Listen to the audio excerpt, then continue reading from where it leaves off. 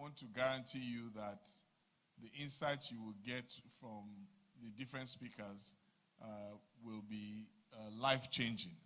I'm confident of that. You know,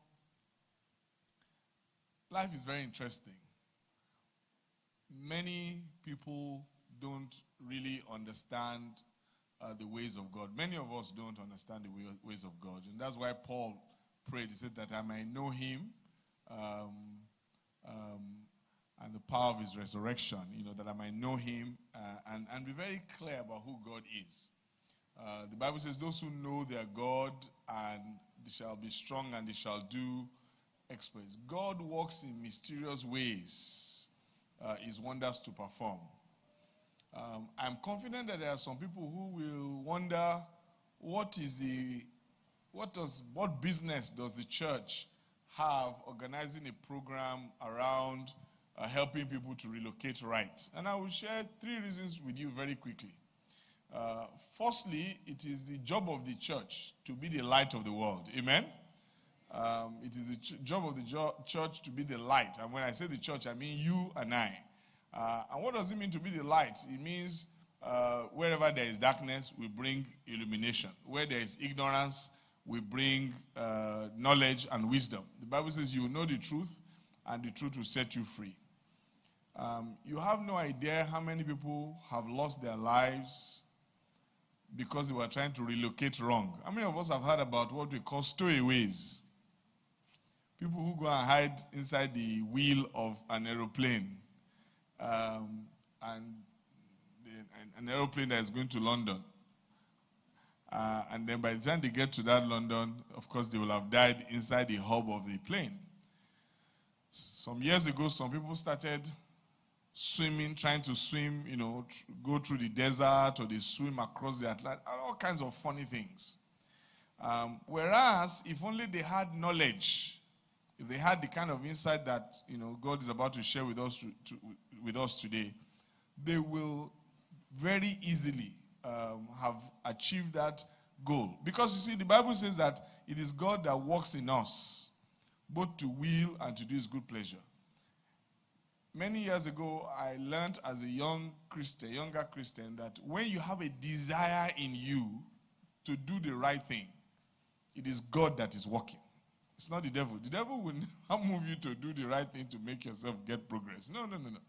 If you have a desire in you, God is the one that put that desire in you. And I pray that as many of us that have received the prompting, or that are wondering, does God want me to go to live in another country? I pray that God will satisfy that desire in Jesus' name.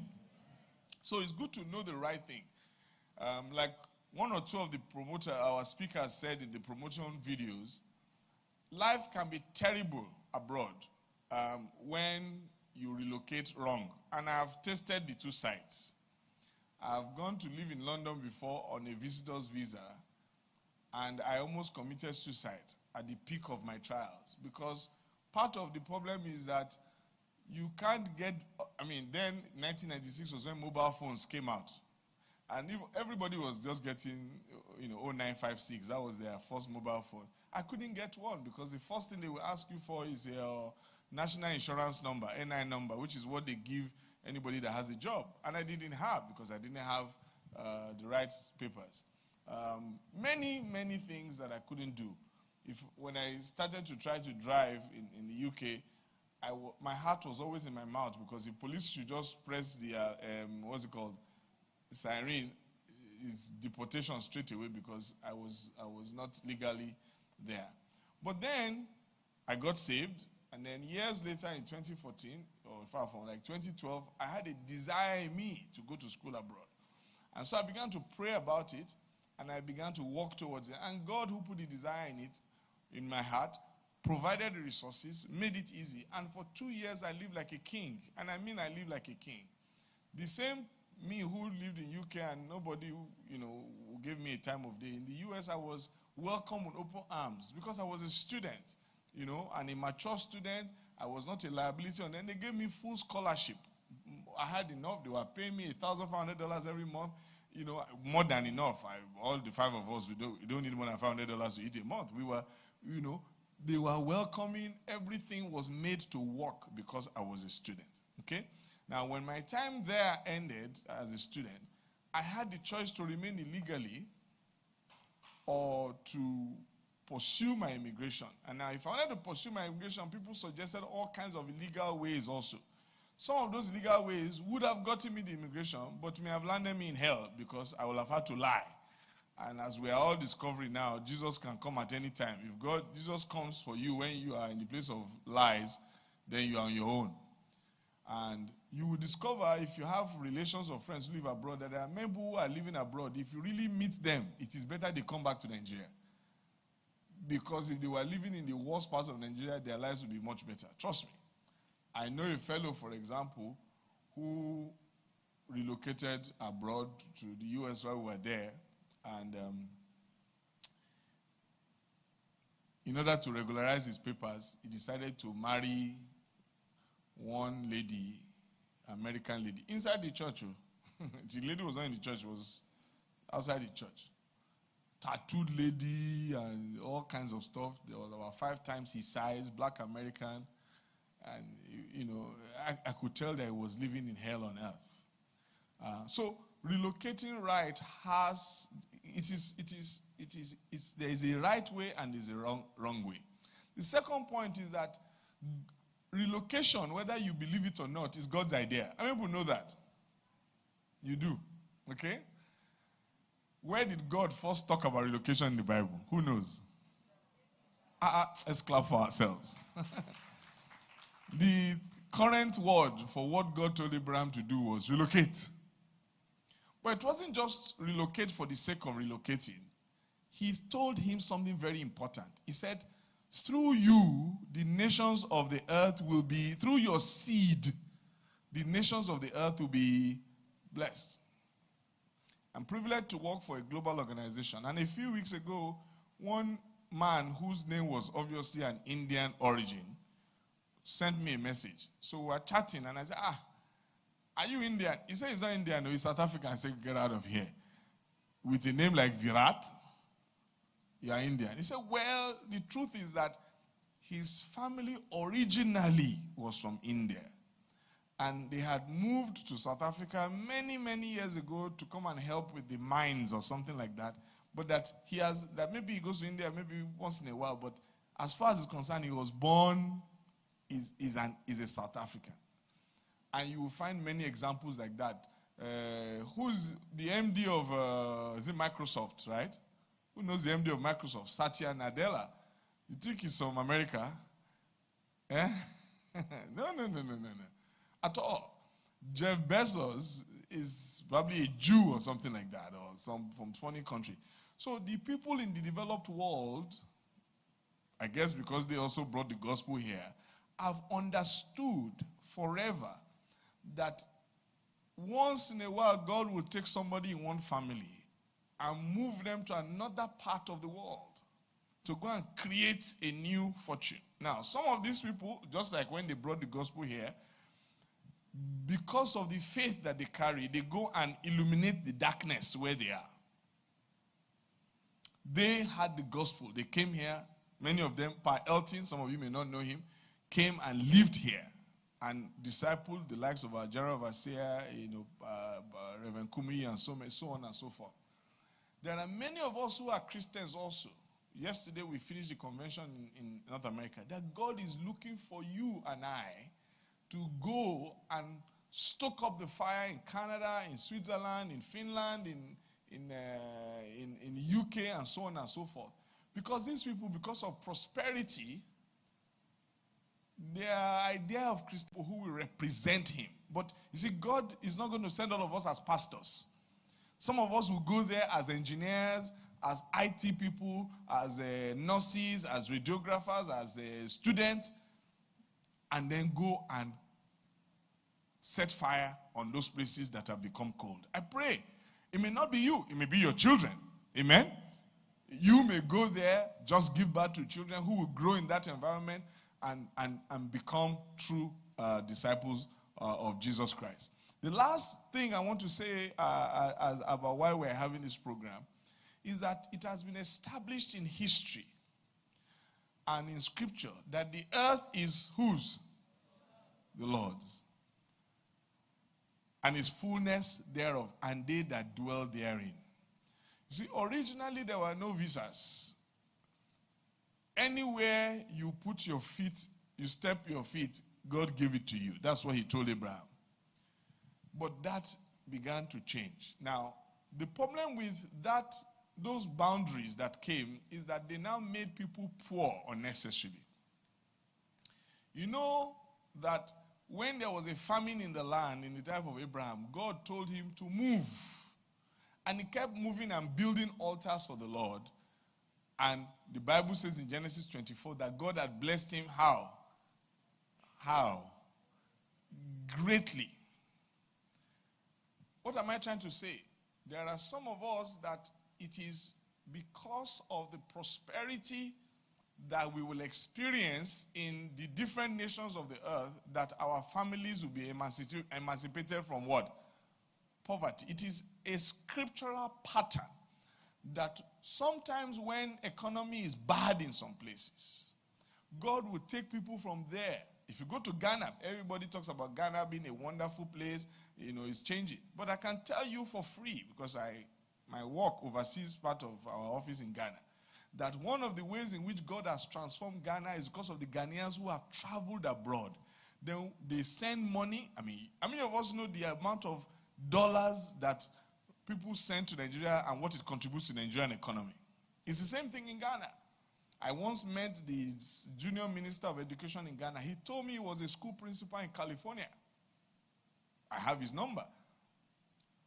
And he brought the humility and the grace and the excellence of America to Ghana. Now, because of those relationships, money is flowing from all over the world into Ghana now, helping them to transform their economy and so on and so forth. So, I don't know who God has designed this program for. But I am trusting God that as you learn these insights, whatever you need to do, whether it is because God wants you to go and be the light in the darkness, whether it is so that you can go and prosper, so that you can help other people to prosper, I don't know. God sent Joseph to where? Egypt. When his brothers were angry, were afraid of him that they had done him bad, he said, no, God sent me here so that hunger will not kill people. It's when your hunger came, now if people came and met me here, you have food. So God knows what he is doing. Amen? So don't be under any guilt complex. You should worry if you are trying to do it anyhow, because God is not an anyhow God.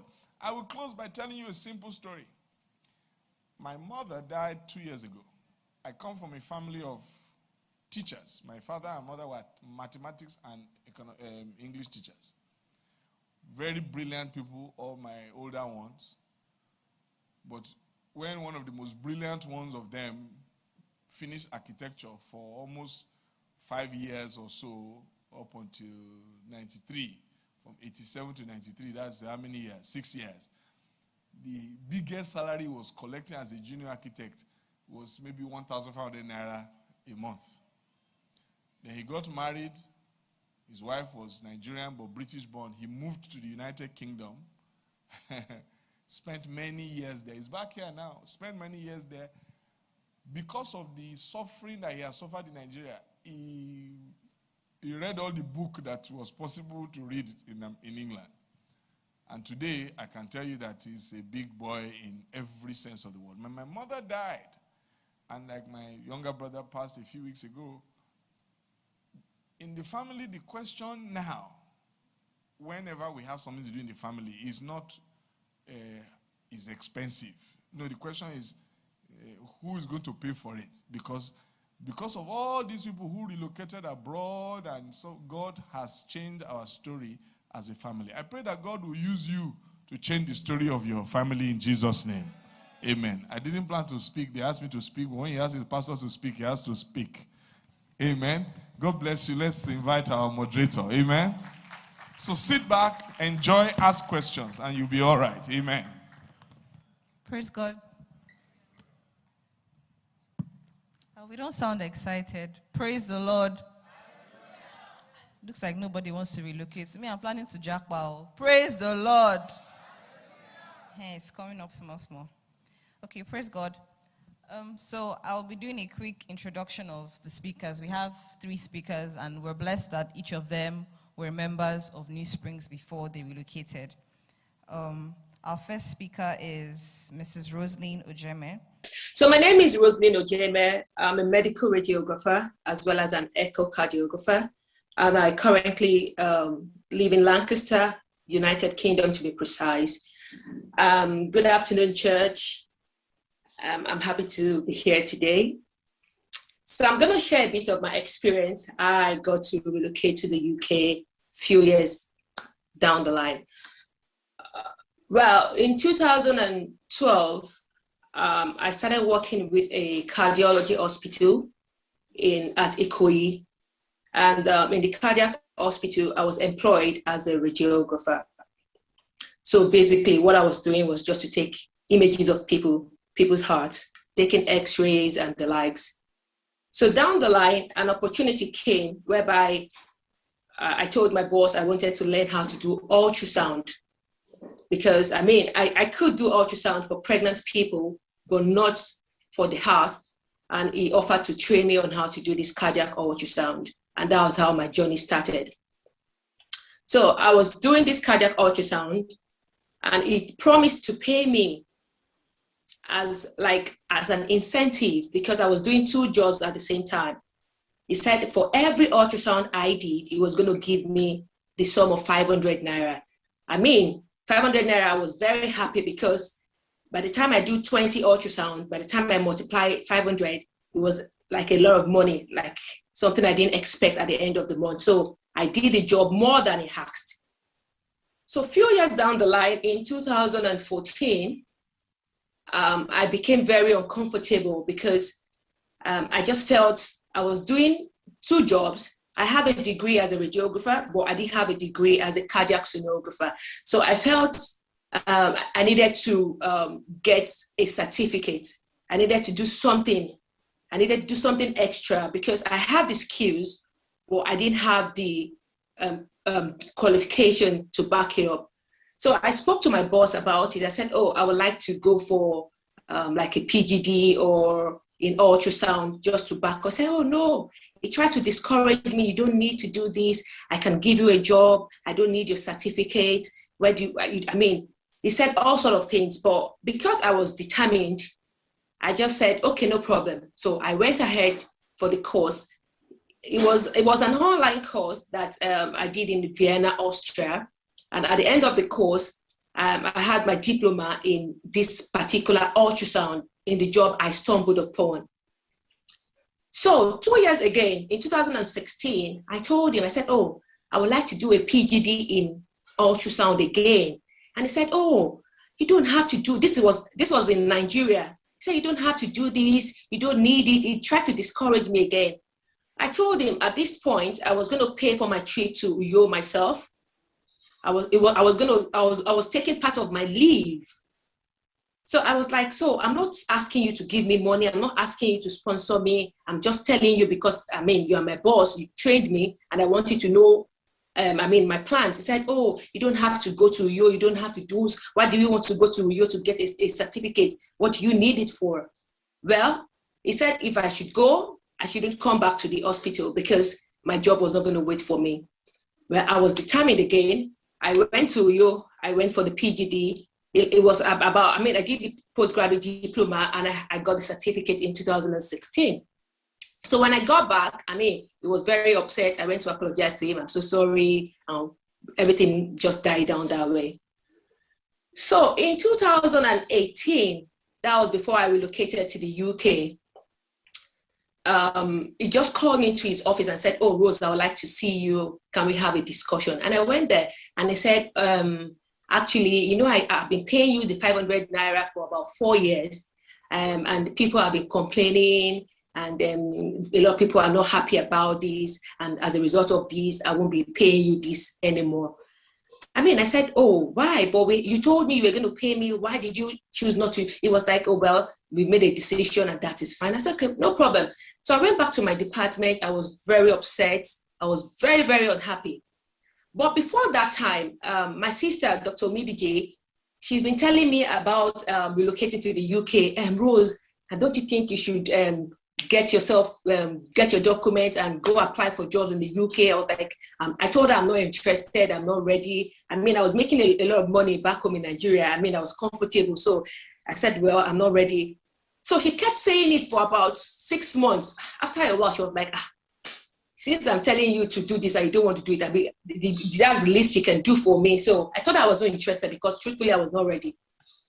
So not until that particular day, my boss called me to his office. Thank God he called me for that discussion, because if he didn't call me, my life would not have changed around. So the moment I got home, I was sad. And I told my sister, I said, can you just imagine? She said, what happened? I said, guess what my boss told me, that he wasn't going to pay me anymore and all of those things. And she said, oh, really? So what are you going to do? I said, well, I'm going to go back to see him tomorrow and I'm going to let him know my mind that whether he pays me or not, I was going to continue to do this ultrasound for him. And so the moment I told him that, I said I was going to leave him to God and I was just going to continue doing the ultrasound, whether he pays or not. I mean, I already had the skills, I had the degrees, I had the certifications, so there was nothing he could do about it. So, but that day was the day I made up my mind that I was going to relocate. That was, it's been, 2010, I finished from school 2010, and that was 2018, 6 years after university.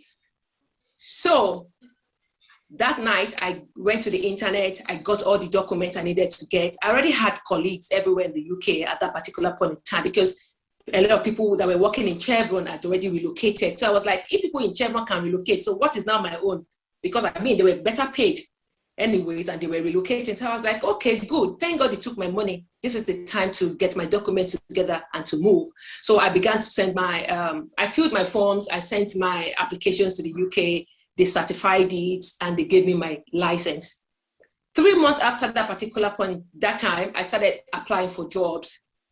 So I was applying for a job as a radiographer, and I was also applying for a job as a cardiac sonographer. That is, this was the other thing I stumbled upon at the place of work. I got interviews as a radiographer. I got interviews as a cardiac sonographer, but none of them called me back as a radiographer. And I got 3 offers as a cardiac sonographer. And the cardiac sonographer job was higher than the radiographer job, about 2 or 3 steps higher than radiography job. So I was like, oh, really? This is getting more interesting. So at that particular point in time, I was like, well, this is where I'm headed to. So that means God wanted me to continue as a cardiac sonographer, which was something I stumbled upon. But what am I trying to tell you guys today? Sometimes we find ourselves in a place of work. We might be doing 1 or 2 things that we are not meant to do those jobs, but we find out that, oh, why am I doing this job? Why should I do this job for them? But sometimes it might be for our own help and for our own good. If I didn't learn how to do that ultrasound years back, I would not be in the UK practicing as a cardiac sonographer, and I would have risen the way I had risen in the past few years of getting to this country. I have a lot of colleagues, a lot of friends that are radiographers as well as myself, but they are not on the level that I am today. Not because I'm more intelligent than they are, but just because of the things that I've been able to do back home in Nigeria. And that's what has set the pace for me. And by the grace of God, that's why I'm here today. So I got into the UK as an highly specialized sonographer. They did all the papers, all the documents. So they brought me in as a skilled worker, and they did the whole documents for me. And here I am today. I've been in this country for about 3 years. So there are different ways you can come to the UK. But one thing is that you have to prepare yourself, you have to plan, and you have to pray. Do not forget the place of prayer, and do not forget to prepare, and do not forget to have a plan. Because everybody wants to be in this country, everybody wants to travel abroad, but you just have to do this the right way. And what do I mean by that? There are different ways whereby you can travel to the UK. We've got the education route. You can come in as a student to this country. And if you come to the UK as a student, I would just employ you to pick a course that is on the shortage occupation list, or pick a course that they are willing to sponsor after your program. What do I mean by that? There are a lot of, if you go to www.gov.uk, there are a lot of occupations on the shortage occupation list. So if your occupation fall into one of these categories and you come to the UK for maybe for your studies, that means that before the end of your program, you will get a job, and you will get somebody that is going to sponsor you for you to remain in the UK. So it's not just about just going to study any kind of course or just doing any kind of thing you want to do. It's about doing, go to the market, look at where are these guys lacking. In the medical field, we've got 1,001 opportunities for you. In the engineering field, we've got 1,001 opportunities for you. In IT field, you have 1,001 opportunities. If you go to the list, you see loads and loads of courses that are on that list. So without you checking that list, you can't know if it's the right course or not. So that is if you want to come in through education. And if you come in through education, what it basically means is that because now the UK government had just started this graduate scheme, graduate visa. Previously it never used to happen. They stopped it from some years back, whereby the moment you are done with your master's or your BSc, you have to return back home to Nigeria. But now in 2021, it's a different thing entirely.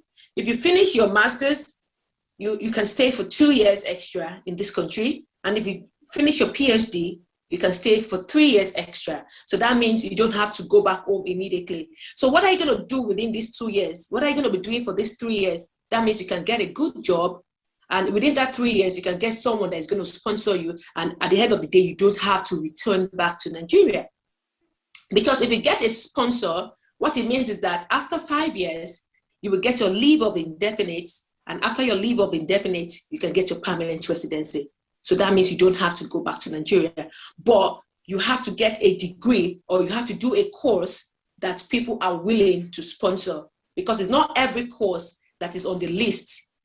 And it's not every course that people want to sponsor. So you can't just come and do like any course and you want them to sponsor you.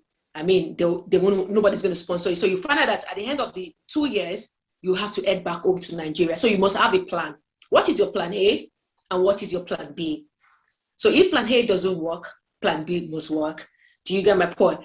Also, you can also come into the UK based on as a skilled worker. And who are these people that are on the list of skilled workers? That's where you find the IT guys, engineering, teachers. There are lots of people on these skilled workers. But for you to come into the country as a skilled worker, you must have certifications.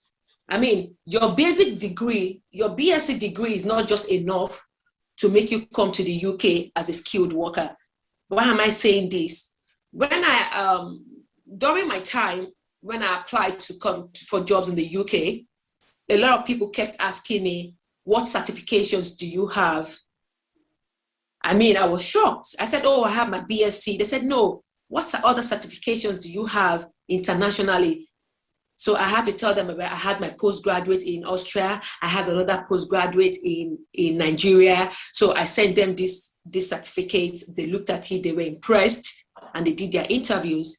So without you having certifications in your field, and without you registering with your body in the UK, it will not be easy. It won't be easy for them to give you a job as a skilled worker. So what are you supposed to do?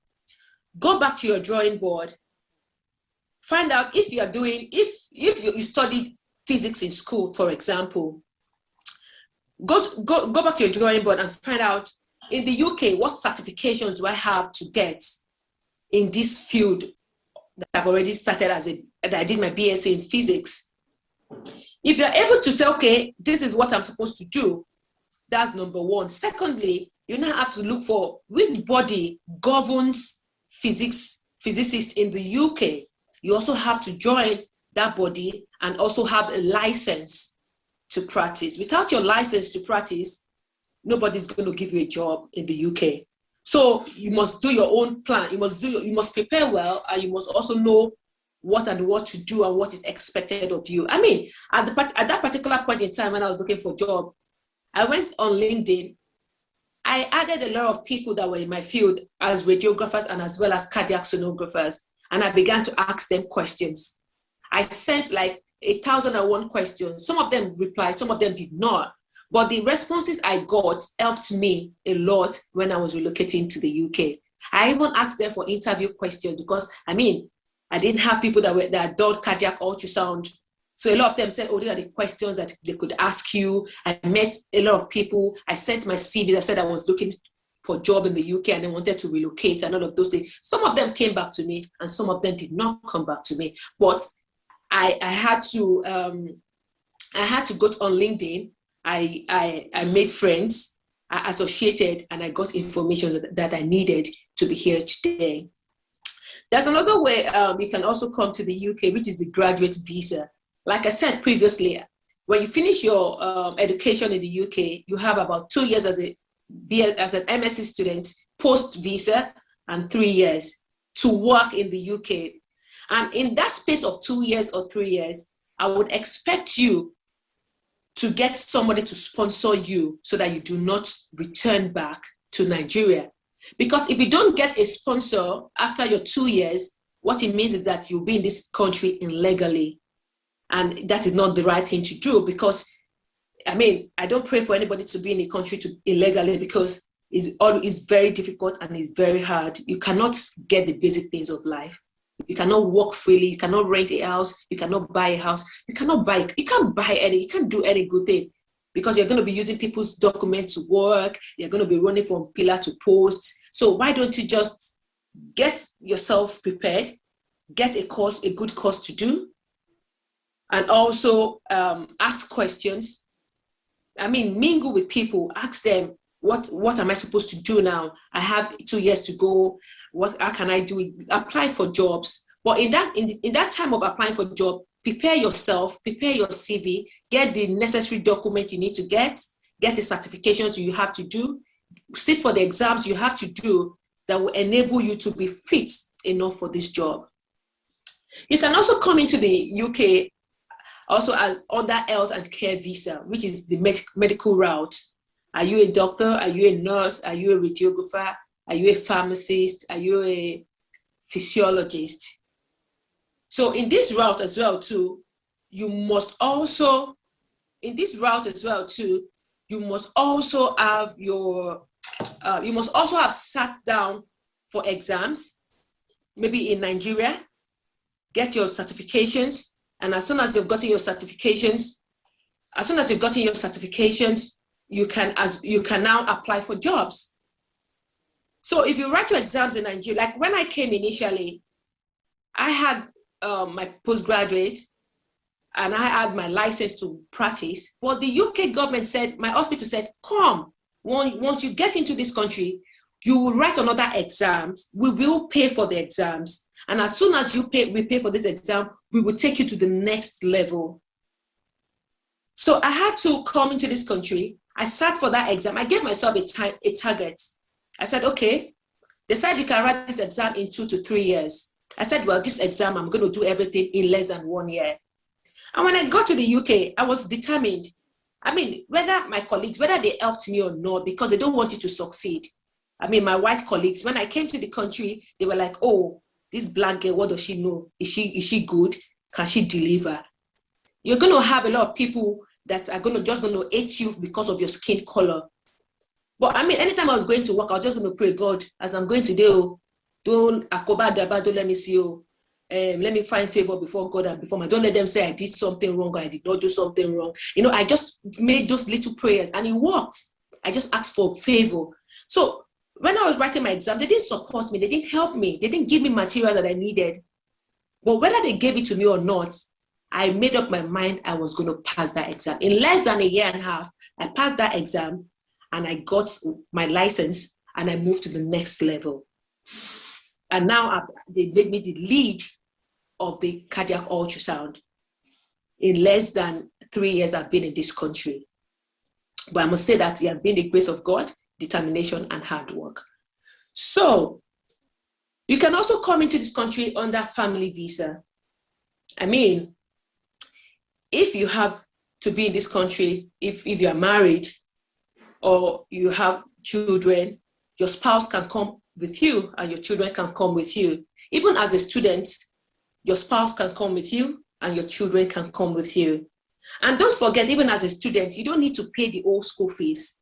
If your school fees is £12,000, you can pay half of the school fees, which is £6,000. If that is what you have from Nigeria, pay that deposit. Come into the UK, come with your husband and your children. While you are going to school, your husband will keep working to support you with the balance of the other £6,000.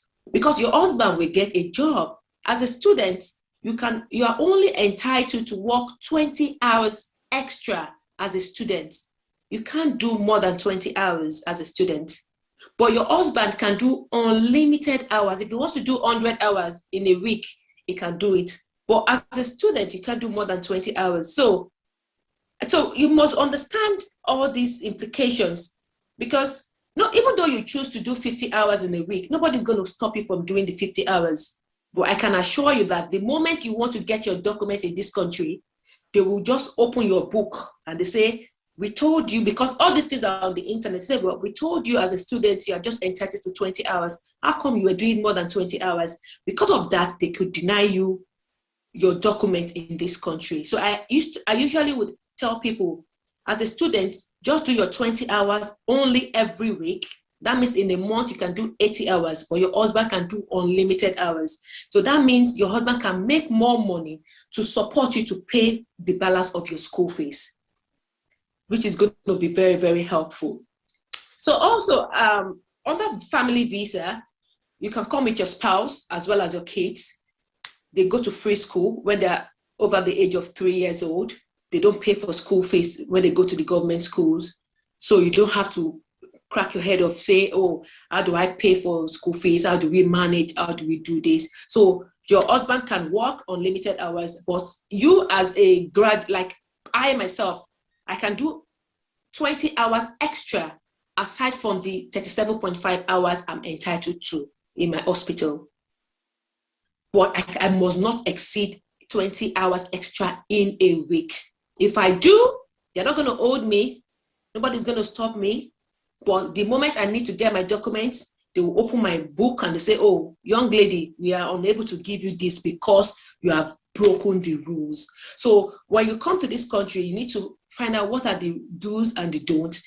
You don't just say, I can do it, they're not going to see me. Well, nobody's going to hold you not to do it. But I can assure you, they're going to, when you need something from them, they'll stop you. Also, you can come into this country as an entrepreneur or as an investor. As an entrepreneur, that means you want to come and you must have over £50,000 to bring into their economy. And as an investor, you must have about £2 million to come and invest in their economy. So they will give you a visa.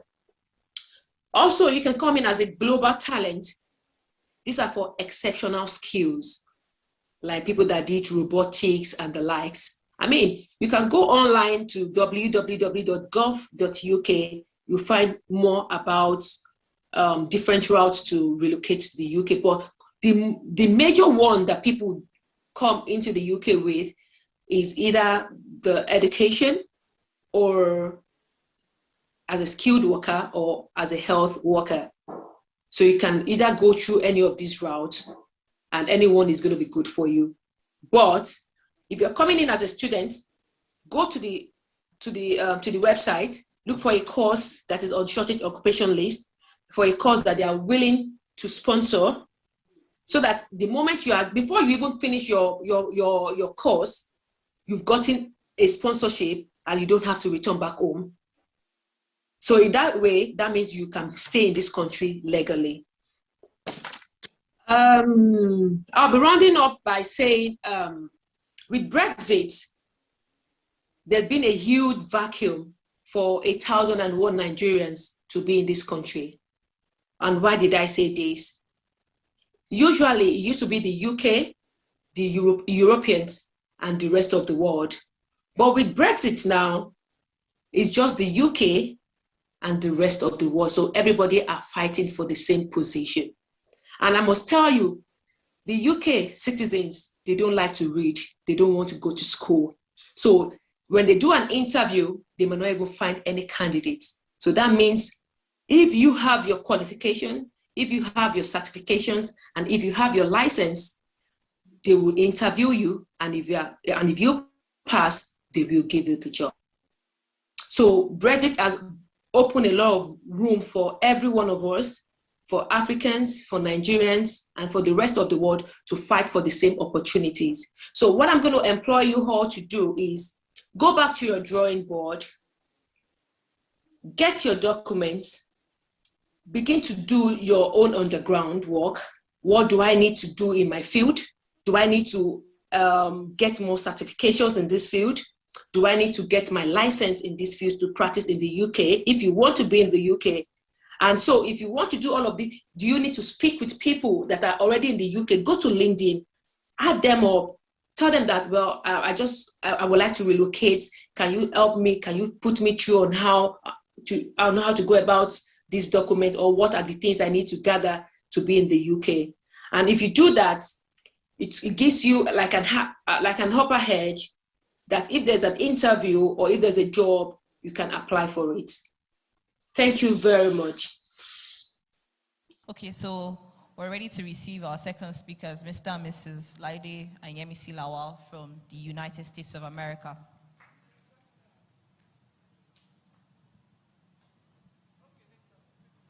All right, so remember to send your questions. Please remember that you can write your questions and give them to ushers. And if you're online, please leave your questions in the comment section. After this session, we're going to have a Q&A, and then we'll take all the questions and they will answer us before the third session. Thank you. Hello, everyone. I'm sure you guys can hear us loud and clear. We are here today, and we are very glad to be with you discussing this very crucial topic that is burning the hearts of many. My husband and I relocated some 11 years ago to the US, and he'll be talking about a little bit of our immigration story, and then we'll talk about the do's and the don'ts of relocation to the US. There are some similarities with the things that Sister Yetunde just mentioned, but there are also differences. So let's all dive into it. Yeah, absolutely. So circle back, we left Nigeria in 2010. I think it was in August. We had gotten married in July. So it was exactly 1 month after my wife and I got married that we moved to the US. But before then, what actually, catapulted the move was for us to go pursue our postgraduate education. I was going to do my master's in business, my MBA, and my wife also was going to do our law master's, our LLM. But it wasn't something that was initially on our minds at the start. Even though I, at the time, had, two brothers who were already, in the US, it wasn't something that was exactly on my mind. I felt like I loved Nigeria. I wanted to do the best I can to remain. And even if I wanted to go, it was going to cost a lot of money. An MBA, especially in the kind of schools that we were looking at, will cost over $100,000. I mean, today it's in the neighborhood of about $200,000 to do that. So cost was a big issue, which I'm sure is something that is at the top of the mind of a lot of us.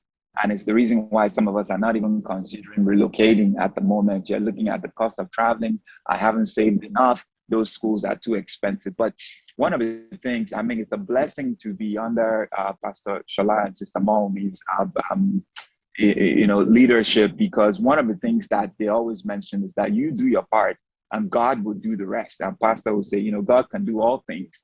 So we ended up applying to 3 schools. My wife also applied to 3 schools. And by God's grace, just like Pastor had said, one of those schools actually offered us a full tuition scholarship, which ended up paying for the program. For me and my wife also got a partial together, and then, just for the sole purpose of getting their papers.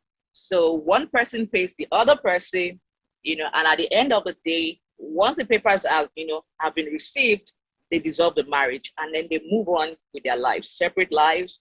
And one down factor, or one down risk factor of that, is that as you grow, or as you grow in your career, or as you become someone very successful, there is under the table, and you're scared of being caught, different things. There's really no peace of mind.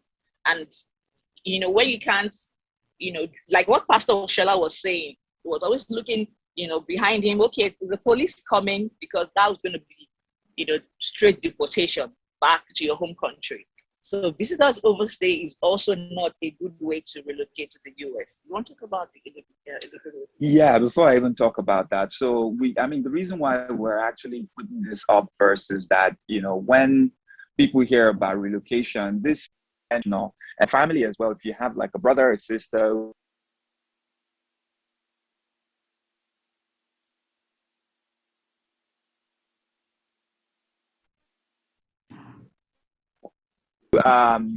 sorry, we just kept on talking, so we had a great time. So we were back on, we were talking about how not to relocate. And I think my wife had gone through the RNG marriage thing, which piggybacked on what Pastor already said. And then some people come here, and then they come. In fact, I had a friend that came in, and he, the moment he got to New York, he landed at the airport, and he said, like there, I don't enter Yankee. I said, oh, really? He said, yeah, I've come to stay. I said, oh, how did you come? He said, now on training like that, I come for. So he actually came for a training that was supposed to be a 3-day training, and his intention was to come in, overstay, and then also had someone who came in, and the refugee story.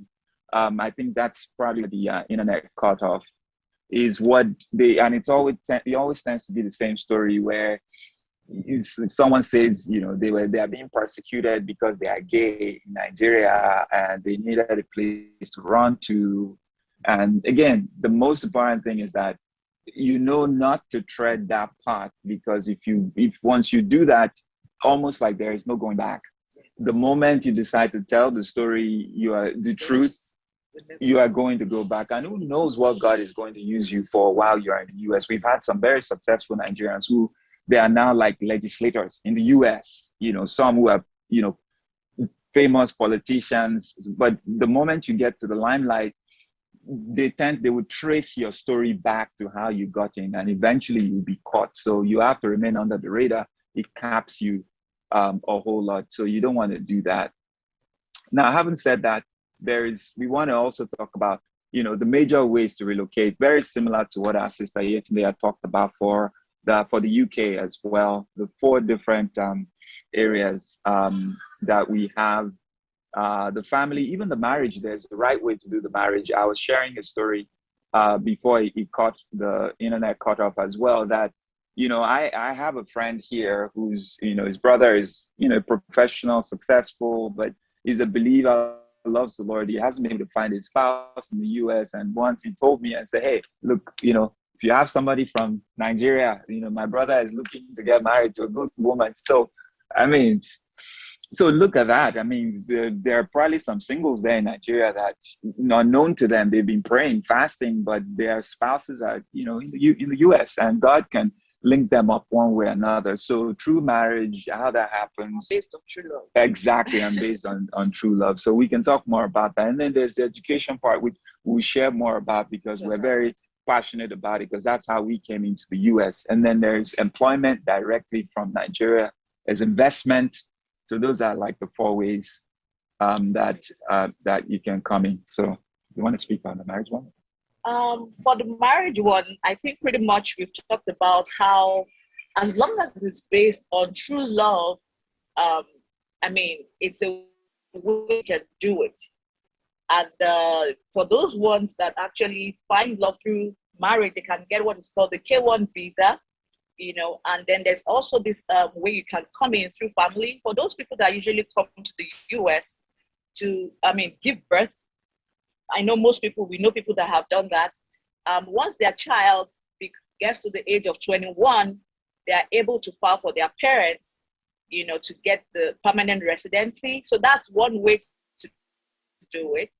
And then also, if you're a citizen in the US, a citizen of the United States, you can file for your immediate family members, which are your brothers, your sisters. However, the timing for that one is pretty much, the wait time is pretty much very long. So sometimes people just, you know, file and just wait in line. It may take 10 years, it may take 12 years. No matter how long it takes, you know, you can actually get into the US through family, but it might take a very, very long time. So that's another way of getting into the US. Some people might not know, or some people may know, once they give birth to their kids in the US, once that child is 21, the child can file for the parents, and they can actually relocate to the US through family. Yeah. So I'll take this one. On education, I had shared a lot of things standing in the way of people from going the education route is just, I mean, perishing for lack of knowledge. Not knowing how to move to the US through the education route is often the main barrier. So it starts with, you know, finding a school first, a good course that you're going to study, which is in line with what's said for UK as well. So you start with, there are some, I mean, if your long-term plan is to move to the US and do well, you should actually start with looking at what skills the US is looking for, as opposed to what, you know, you would like to do. So because after your education, you really want to get a good job and contribute to the society. So it's one of the things to look at first of all. So do a Google search of the skills shortage that they have in the US, and then you can study towards that. Before you even start thinking about the money, I think I shared at the beginning, I was not planning to relocate, even though I had two brothers already in the US. I just loved Nigeria. But, you know, one of the things that also was standing the way, it was just that I want to go to would cost at least $100,000 to $200,000 to complete the programs that I wanted. But, you know, thank God for, you know, Pastor Lance, the mommy, they always encourage you to trust the Lord first. And what many people don't know is that there's a lot of opportunities in the US. There's a lot of grants. There's a lot of scholarships out there. It's not very popular, but you have to start first of all. And in some of the cases, like the school that I, you know, end up going to for my MBA, they hardly ever gave scholarships out for MBA because they believe that you are going to be making a lot of money when you finish your program. So you go get a loan, you can pay back. But it was during the interview that they asked me, they liked me, and they said, what would it take? And I said, you're going to have to give me a full scholarship.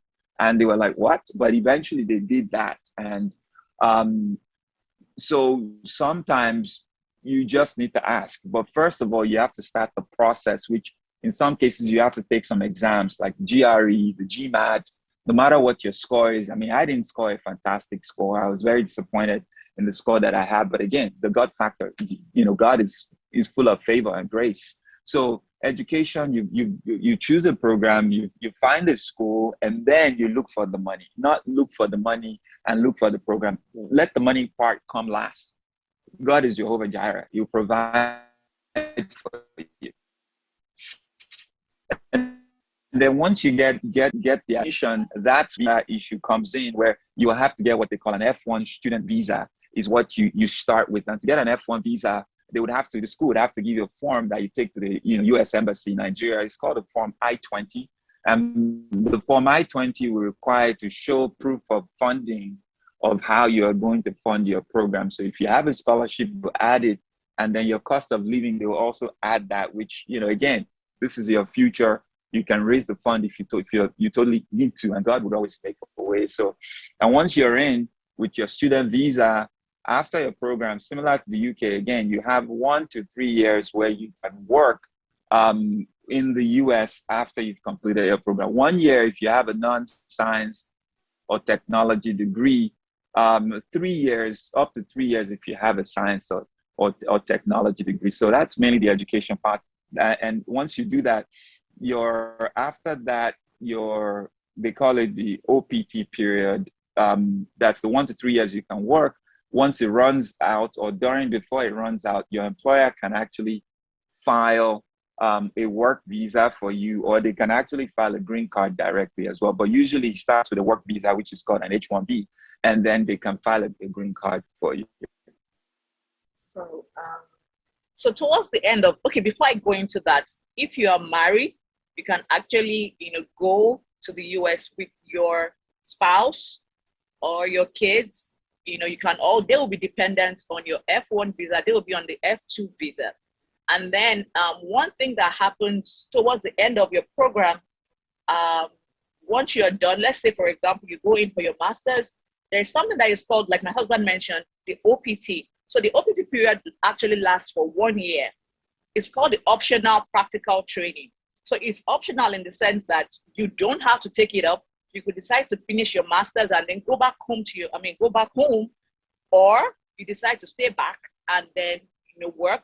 One of the advantages of doing that is that it helps you, to know more about, the American system, the corporate America. It helps you gain more skills and all that. Some people don't do that. Some of my classmates, they didn't wait, for the OPT. They went back home to their home countries, and, that is fine. So once you are on your OPT, and let's say your employer, for example, at the end of your OPT program, end of your school, employers come to campus to come to recruit, talent. If you are lucky enough to be able to get an offer, you start working with, whoever has employed you. If they like you, they would decide to file an H-1B visa. The H-1B visa is actually different from the OPT or the F1 visa that you initially have, because it's called a dual intent visa. The F1 visa is a non-immigrant visa, while the H-1B visa is a dual intent visa, in the sense that you are a non-immigrant, but at the same time, you have the opportunity to relocate, to say that, okay, even though I'm a non-immigrant, I want to immigrate into the US. So you can actually have both on that H-1B visa. So now, once your employer decides that, okay, we like this person's work ethics, we like the skills this person has, we would like to retain this person, they decide to file for you an H-1B visa. Now, here is the catch. The H-1B visa is not an automatic license or something for you to remain in the US.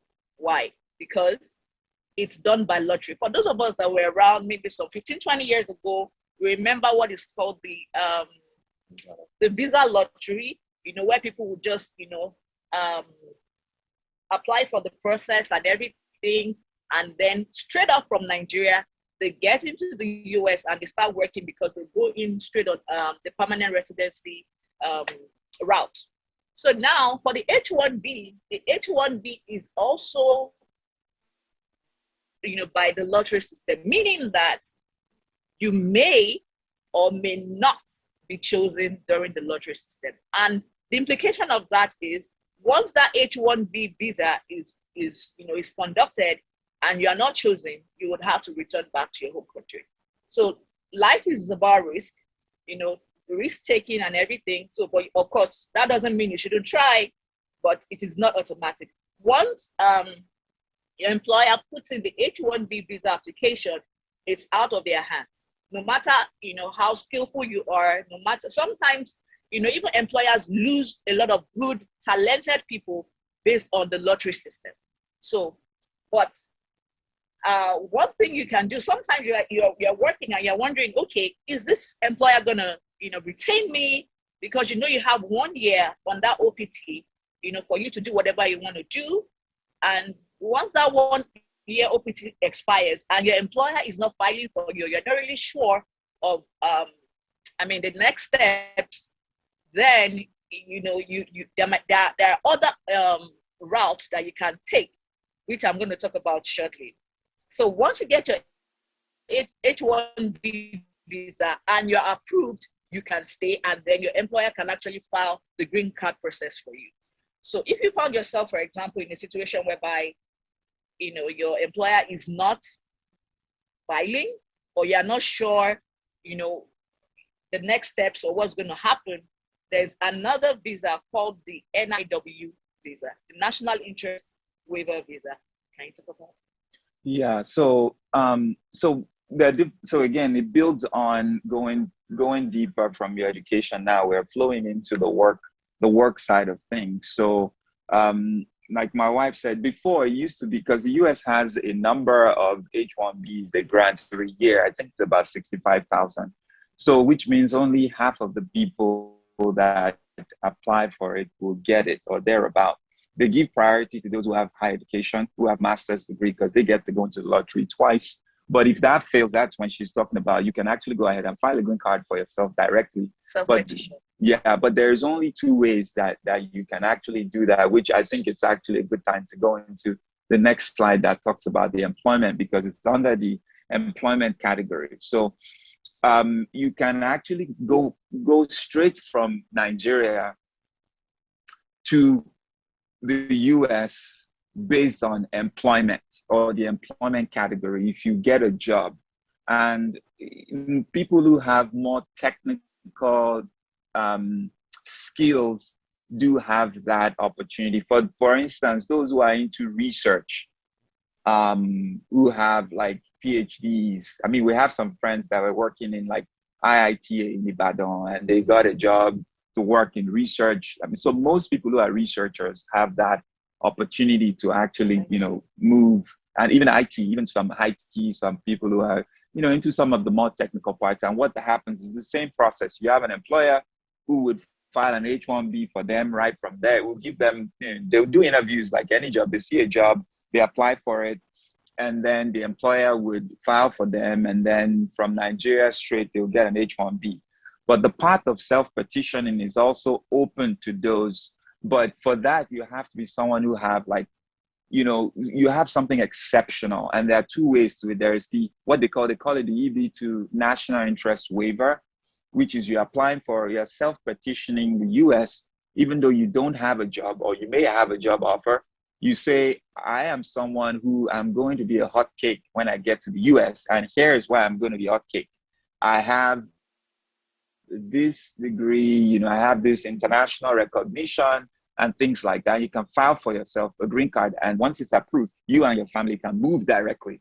And which is the category that my wife was saying, that if you end up not getting an H-1B and you feel like you deserve it, like you stand out, you can actually self-petition for yourself to do they call it a national interest waiver, where you can get that and you can get a green card directly. There's also a category that they call extraordinary ability. So that's someone who, only a few people get in that category, where you stand out worldwide. Maybe the UN just gave you one award. All you need is one of those international awards that would prove that you're exceptional, and you can actually self-petition. You can self-apply for yourself a green card, and they will consider it and it can be approved. So those are the employment categories that are there. Let me say one thing about the NIW is actually based on, petitioning the US government, saying that what I'm bringing to the table, or what I'm bringing to the US, is going to be of, benefit to the US. So that visa is not really about you. It's more about the US than it's about you. So most of the things that you'll be talking about, I have the skills, I have this number of years of experience, I have this, I have that, I have this award, I'm a member of this society, all those things, you bring them together and then you tie them in on how the US is going to benefit from those skills. You might wonder and say, okay, I mean, this is me, this is the US. What do I have that can be so big, that would really benefit the US? Yeah. As long as you are contributing to like the GDP it's like a cumulative thing. It doesn't have to be, in fact, they're not even asking you that what you're trying to do has to be successful. In as much as you can, table out what you have, and then you can tell them your goals and the steps that you have taken so far to get to those goals, and you can articulate, and it's a process. So you can articulate those things that you want. It's almost like you're selling yourself, selling your skills, and telling them, this is me, this is what I can do. Once I do this, the US is going, yes, the US can benefit. If you're an IT person, for example, you can tell them about what you can do, how you can turn around. Let's say, you can, Microsoft, for example, you can do something that would, turn around what they do, based on your skills. Those are the things you talk about. So that is what the NIW is actually about. Is more about what you have to offer to the US than you personally. Yeah, even though we ended up going the H-1B, we got a work visa, but because we wanted to start our own business and the US wouldn't let you start a business on a work visa, we actually had to self-petition to get a national interest waiver. And our national interest waiver was based on the fact that we wanted to start a business. We were going to get investors that would invest in the business, and we would be employing a lot of US citizens. And that was the grounds on which we were approved for that green card, which was not tied to any employer whatsoever. So we go into the next slide, which is our the investment. We don't have a slide on that, but basically the investment category, the reason why we didn't put a slide is that we know it's a little bit of a far reach for some of us. You need, for the US, unlike the UK, which is about £50,000, you actually need between $500,000 to $1 million of investing in the UK. It doesn't matter how you invest. You can buy a company, you can invest in an existing company. As long as you bring in that amount of money, they're going to give you a green card. So it's almost like you're buying a green card for the US. A green card is a permanent residency. And after you get your green card, if it's based on work, after 5 years, you can become a citizen. If it's based on marriage, after about 2 years, you can actually become a citizen of the US. So we'll pause there, and we're able to take questions later. Thank you.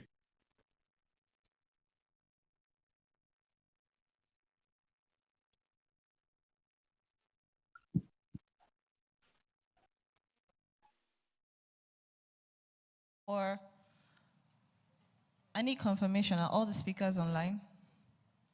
Okay, so we have some questions for all the speakers who have spoken right now. That's Sister Rosaline and the Lawals. So the first question was, who is a sponsor?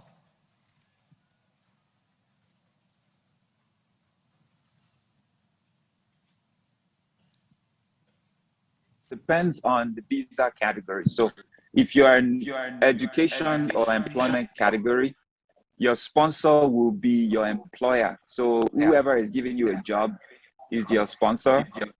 And if it's education, the school is actually the one they're the ones hosting your F1 visa. Now, if it's a family-based category, someone who is getting married, the husband or the wife, the spouse is the sponsor. Or if it's someone who is filing for their sibling, that brother or sister is the sponsor in that case. Our second question was, I want to know if grants from banks or organizations can be given for relocation.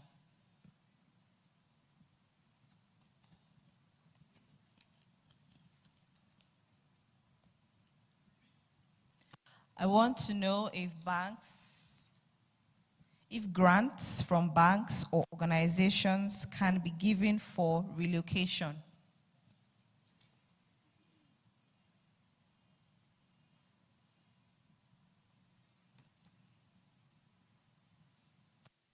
Um,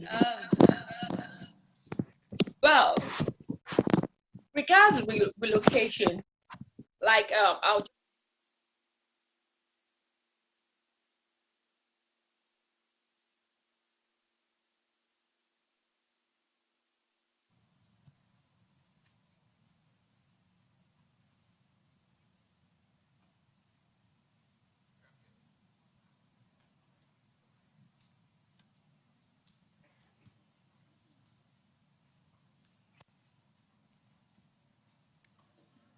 Either of the speakers.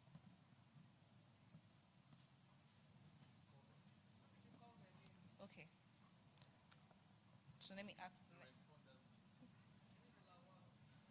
So this one is for Sister Roslyn.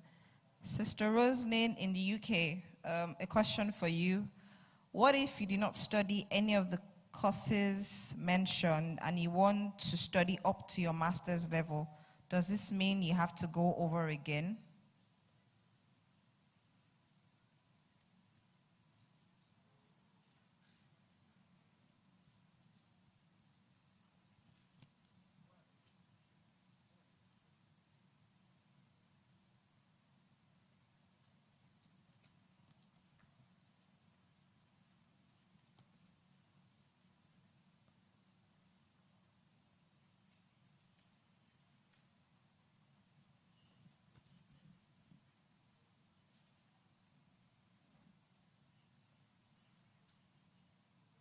Okay, while we wait for the speakers to come back online, if you have more questions, please raise your hand so you can be given a slip. And if you're online, please leave your questions in the comments section and we'll get back to you.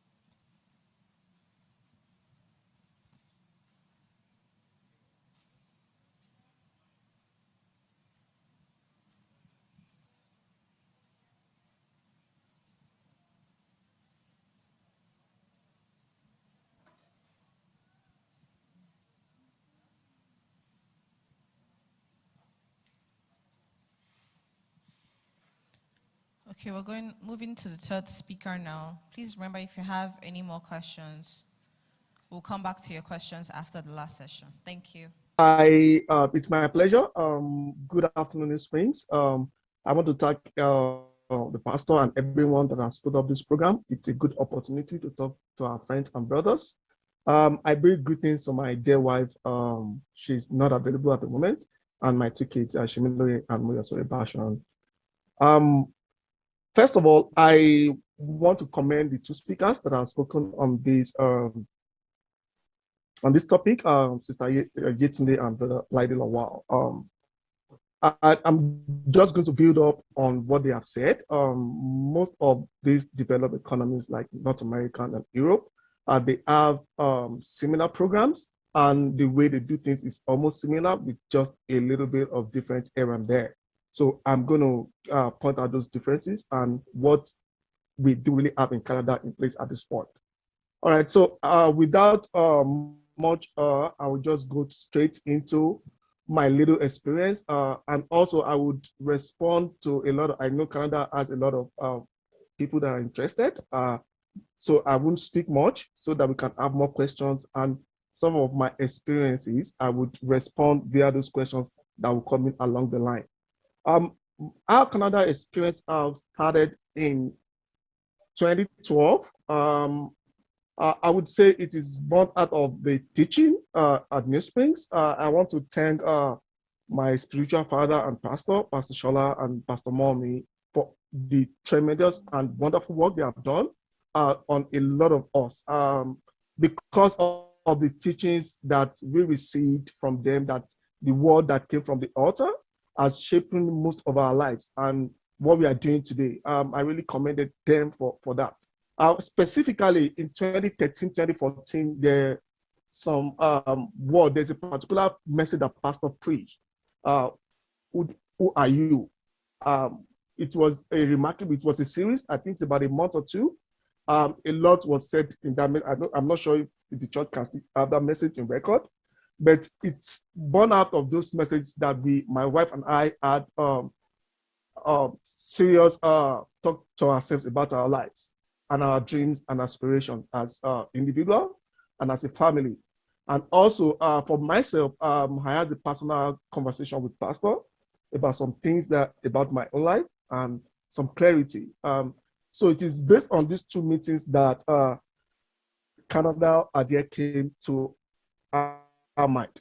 And also for the friends and family in the church, I want to specifically mention the ushering department, Shegun Oluwaseun, the minister, Debo Lawal is in the UK now, Tosin Lambo, and myself, Tunde Laguda is another great guy, and Shegun Okutubo. These are great individual fellows that we were together as brothers, and we rubbed minds, genuine conversation about ourselves and our dreams and futures and future. So we talked about ourselves a lot and our dreams and aspirations. So one of these meetings that we talked about ourselves and prayed together as friends and brothers, the vision of Canada to myself became clearer.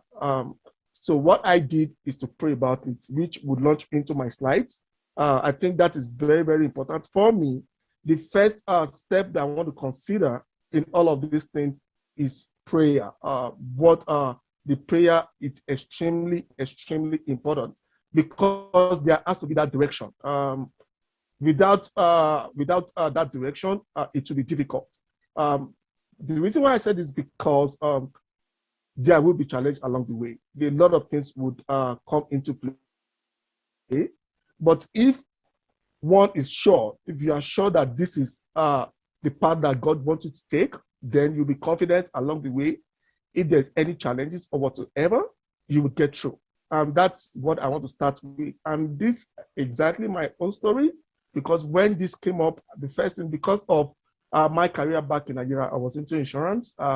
Insurance back home wasn't too great like that. And my wife also, she stopped working at some point just because we were having kids, and because she was considering some career change, and she had to stop working. So it was in between this period that this idea came up. And so what I did is to first of all pray about it. That is this God's direction for my path? Is this what I really want to do? And considering the fact that I've listened to a lot of things, Pastor and a couple of senior friends have shared, I've seen through their lives that living abroad could be something terrible if you don't do things right. And also, if you can get to live in US, UK, Canada, Europe, you can have a great life.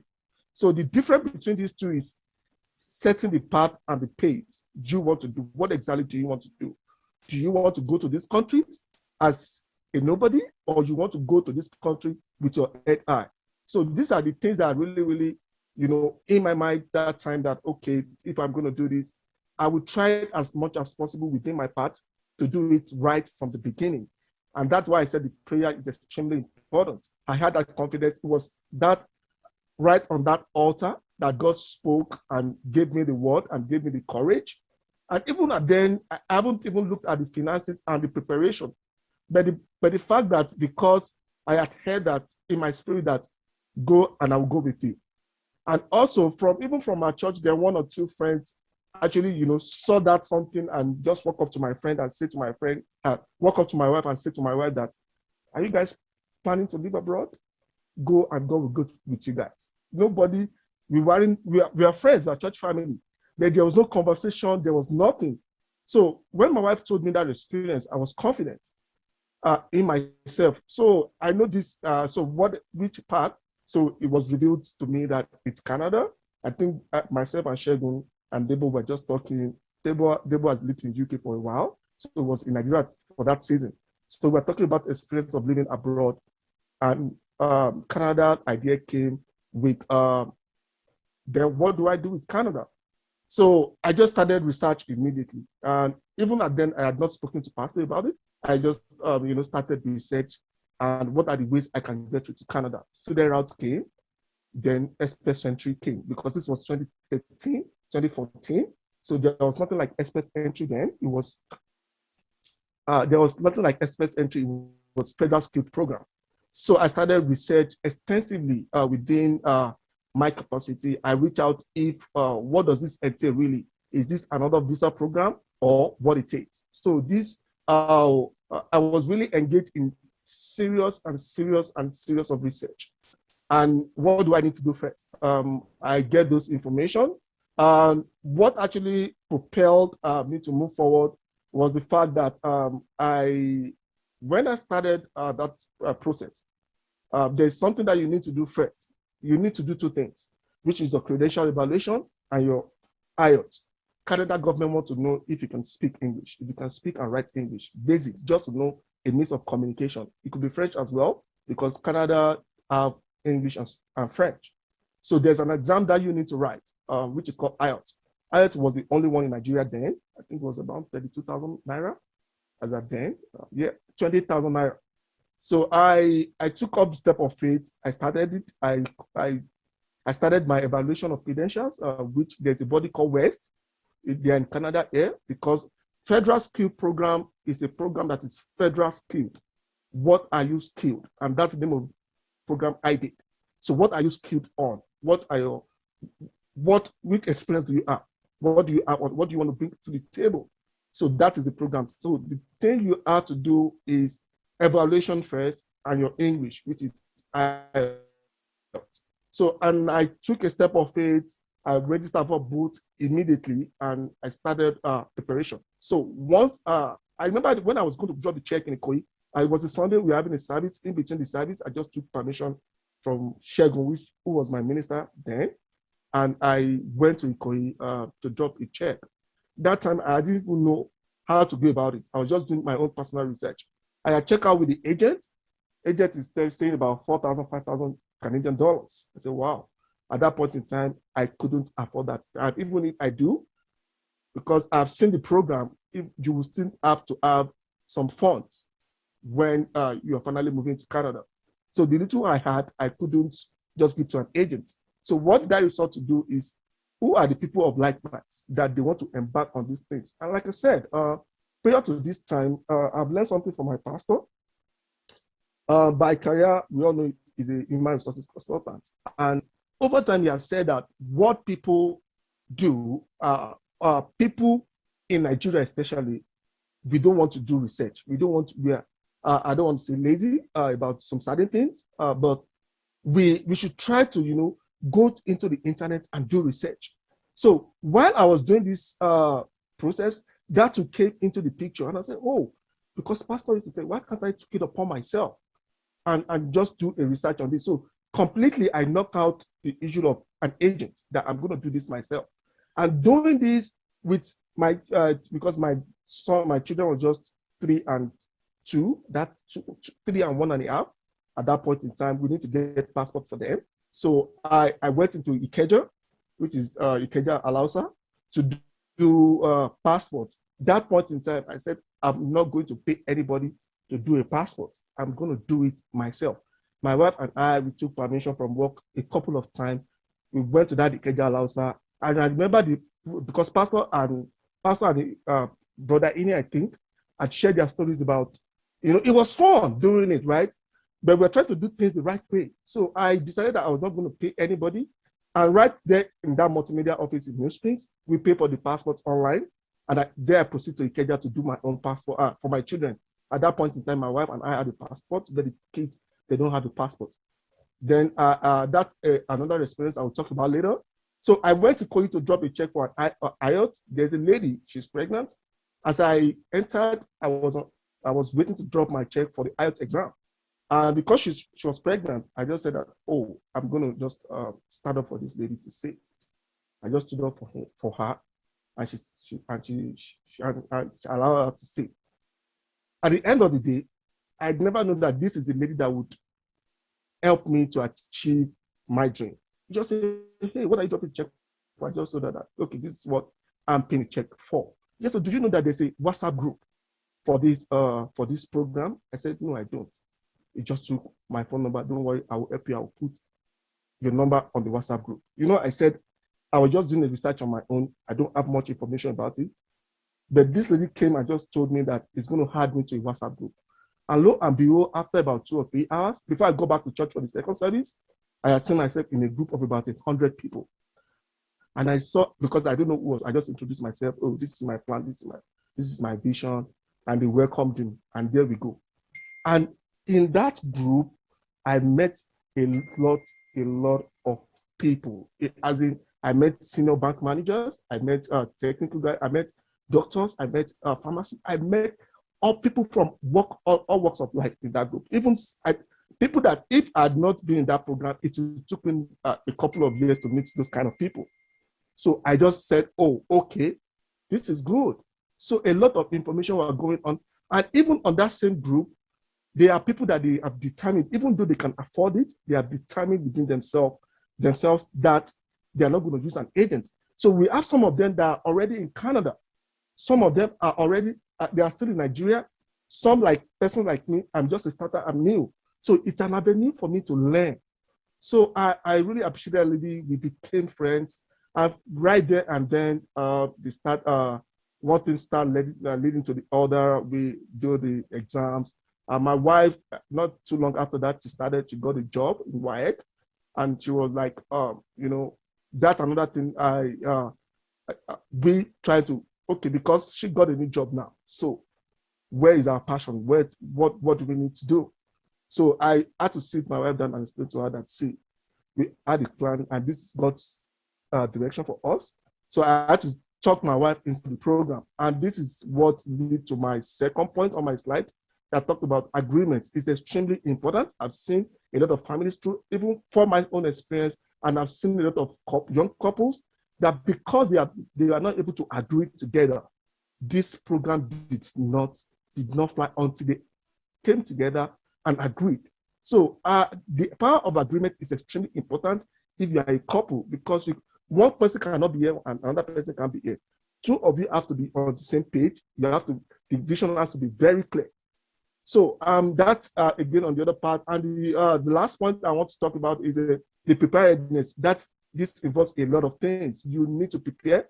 The mental preparation is extremely important. The physical preparation. Then also, what are the things that are involved? Which part do I want to go? We have a lot of streams, like the two speakers mentioned earlier on. We have a lot of streams that we can use to come to all these countries, but it's just a little bit of difference here and there. So I will delve into those differences now. Like I said, if you have any question about Canada or what have you, I would like to take them and speak to those questions to the best of my knowledge.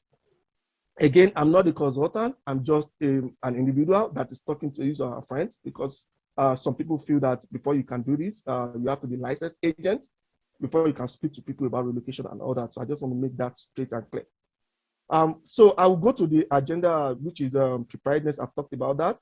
Agreement, I've mentioned that's extremely important. So the first thing I have on my slide here is work permit. Work permit, just like Sister Yetunde and Brother Lady said, and Sister Yuande, about work permit, we have the same thing too in Canada. This is for highly skilled technical people. Canada, it's a very vast country. Talking about landmass, is the second largest in the whole world. In terms of landmass, Canada is bigger than United States in terms of, the size, but the population is not there. US is over 300 million people. As we speak, the last time I checked, Canada is just less than 45 million, as we even talked about. So, and if you're going to picture that for people in Nigeria, we are talking about it's almost 8 times Nigerian size. So Canada is a huge country in terms of landmass. But if you look at population, it's not, they're just a people of about 45 million people as we speak right now, even with the level of immigrants that are coming in as at 2021.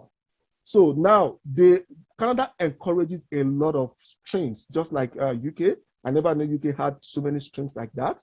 So Canada too has the same, even more than, the ways and means through which you can come to Canada legally. So the work permit stream is one I want to talk about first.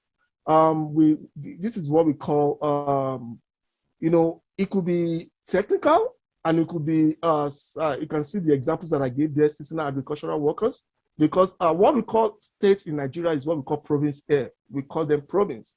We have 8 provinces and 3 territories. So these provinces and territories, they are huge. They're like a country on their own. They are independent, even though it's something like, it's a federal state. Like every state called province here, they have independent to do things on their own. So if Abada has the oil, so Abada will, it will build and consolidate on those the oil that they have. If Toronto is IT, so you see a lot of IT and finance and or whatnot, and that's why I put it there. So what you see, what I mean by work permit is some provinces they are looking for seasonal agricultural workers program, seasonal agricultural program. Some are looking for life caregivers. Some are healthcare workers. Some are, and again, on a big scale, it could be highly technical jobs, like Brother Ladi said, like robotics, those core technical and highly specialized skills. And these are programs that fall under work permit. And what is work permit? Work permit is right there from Nigeria, you can get a job in Canada. But there are 2 things that are extremely important that for you to achieve this. I'm sure people have 1 or 2 questions about this. People call me, people have a chat and have a conversation on this all the time. Can I get a job from Nigeria? Yes, you can. But there are, like I said, I said in the introduction that Canada is a very big country, but small population. I remember we are beside a giant called United States. I think one of the ways Canada want to protect themselves is to guide themselves, we have control of everything that comes in and goes out, including career, including everything. So virtually anything you want to do, there has to be licensed. You have to write an exam, virtually on everything. So if you are the type that feel that exam or anything like licensing is a concern, I would say don't. Valid job offer. What I mean valid job offer is if you are employed by any of these things that I've talked about, the company have to give you a valid job offer. Once you have that valid job offer, and there's what we call LMIA, is Labor Market Impact Assessment. What this means, and for emphasis, I would like to talk about this extensively. What this means is, if you are in Canada, if you are outside Canada, like Africa, Nigeria, Ghana, or what have you, if an employer wants to get you from there, maybe by virtue of your skills, that this is highly technical skills, or the ones that are listed there. Even at some point, I remember some provinces, they are looking for drivers, and they are willing to give them work permit from their own country. So it doesn't have to be highly technical skills. Some provinces, they're like, they look into their system and see what is missing. What do we need more? And those things are pressing to them. They need to do something. They work with projections, they work with time, and they want to like, we need this done. So they can, a work permit could work in this area. So this labor market impact assessment, what it does is the company or whoever that want to hire you, they must meet the government and tell the government that in the whole of Canada, we have checked and check, we think we couldn't get anybody that can do this job. And that is why we are bringing this person. And this thing is like they are trying to like get a permit for you. There are a lot of things involved. There are a lot of documentations. There are a lot of, there's amounts they would pay. So if you look at it invariably, everything is possible. I've seen one or two people that achieve this. There's something that is really, really, because how many companies ready to stick their neck for you, and because they want to. So if any company is going to do that, for sure you should know that you are really, really sought after. Not even in Nigeria, globally, because your skill is highly technical and in demand. Otherwise, I talked about the caregivers. It depends on time and seasons. Some other provinces like Northwest Territories, like Yukon, at times they run out of these seasonal agricultural workers. Western Canada, like Saskatchewan and Manitoba, those are agricultural-based economy. The time they need people like this, and when you can prove to them you have the skills that they're looking for, they can give you a work permit. But the condition is they have to meet the government and tell them and get that permission for you. So the question is, how many organizations or companies are willing to go the extra mile for you? And that's why some people will ask you, can I get you from Nigeria? Yes, you can. But mind you, this condition is there. So that is what stand out when it comes to work permits. Okay, I've talked about other ones. I want to move to the next slide quickly. The second slide is what I would call express entry or permanent residence. This is what I did. I have a vast experience when it comes to express entry and permanent residence. But like I said, this is a personal experience. I will just, based on what I know and the circle of friends that I have that will do together, family, friends, and here and there. So what we need to know about express entry is I did a little introduction about skilled. It's a federal skilled program. What are you skilled on? I'm an accountant, I'm a lawyer, I'm an engineer. And the way they do their own, there's what we call national occupation classification. What this means is every profession, the way we do it, they don't lump things up here. If you are engineer, what type of engineer? Are you civil engineer? Then if you're a civil engineer, is there any specification? So you have to be clear and straight. I can see in Nigeria, we do 2-3 roles lumped together. But here, you have to specialize in one. So that they can know that this is an expert in this area. So there's what we call national occupation classification. So every job, they rank them, they give them code so that it is easier for them, so that you don't type long or you don't say some, you don't use different words. Once they see the code, they can know the code of that, your job description. They can know what job you're doing. So that's how they do that. So there's what we call federal skilled. And this federal skill, it has, it's like you are competing with your friend that is doing this program, and you are competing with the rest of the world. The way they do is they created a pool, which is called express entry pool. It was called federal skill up to December 2013. But come January 1st, 2014, it was digitalized. It was moved into like online program so that you can apply it online. So and that's why they changed it to express entry. So there are conditions that you have to have first. Remember, I said in my opening statement that the two things that are extremely important for you to do anything about Canada is your evaluation, the degree you have. What I mean evaluation is the BSc or Master's or PhD that you have in Nigeria, is it equivalent to the BSc or PhD or Master they have there? So they created a body, and I understand it's a bodies right now, but the one I know about is Western Education Service. I think there's US and there's Canada. So you have to register with that body, send in your transcript, send in your information. They have tons of information they're going to request from you, and they will ask you to meet your university to send their transcript to them. They will check all that, everything, if everything works perfect, no falsification, nothing. Then they will give you a certificate that your BSc is our BSc, your Master's is our Master's. Then the second thing that is extremely, extremely important is English. It's a test of English. If you speak English, if you speak French, they want to have a proof They know Nigeria is an English-speaking country. Some of them don't know. They've not been out of Canada ever in their lives. So they don't know what's going on there. So you have to tell them. So they want to see an evidence and proof that you can speak English. And that's why that IELTS is extremely important. And there's some conditions with IELTS, which I will go about, I will talk about. I believe it's going to come up in the questions. So those two things are extremely important for you to start the Canadian relocation program when it comes to express entry or permanent residence. Then again, there's what we call point. You can see my right side of my slide. I listed those things. You have, the last time I checked this point, you have to score 67 in this point. If you do not score 67 in all the things I listed, it will be difficult for you to create a profile on the recognized Canadian website for express entry or permanent resident. Anything relocation, you have to score 67 points. And again, what is important here is everything that is listed. Then what is more important is your age.